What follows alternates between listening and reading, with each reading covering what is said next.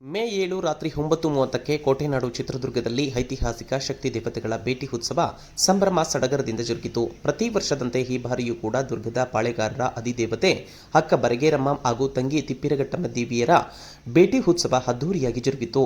ನಗರದ ರಾಜಬೀದಿ ದೊಡ್ಡಪೇಟೆಯಲ್ಲಿ ಜರುಗಿದ ಈ ಉತ್ಸವಕ್ಕೆ ಸಾವಿರಾರು ಮಂದಿ ಭಕ್ತರು ಸಾಕ್ಷಿಯಾದರು. ರಾತ್ರಿ 9:30 ವೇಳೆಗೆ ನಡೆದ ದೇವತೆಗಳ ಪರಸ್ಪರ ಭೇಟಿ ಉತ್ಸವ ಕಂಡು ಭಕ್ತರು ಕೇಕೆ ಶಿಳ್ಳೆ ಹಾಕಿ ಸಂಭ್ರಮಿಸಿದರು. ಅಷ್ಟೇ ಅಲ್ಲದೆ ಇನ್ನು ಜಾನಪದ ಹಿನ್ನೆಲೆಯುಳ್ಳಂತಹ ಈ ಉತ್ಸವಕ್ಕೆ ಚಿತ್ರದುರ್ಗದ ನಗರದ ಸಾಂಸ್ಕೃತಿಕ ಹಬ್ಬವಾಗಿಯೂ ಕೂಡ ಆಚರಣೆ ಮಾಡಲಾಗುತ್ತದೆ.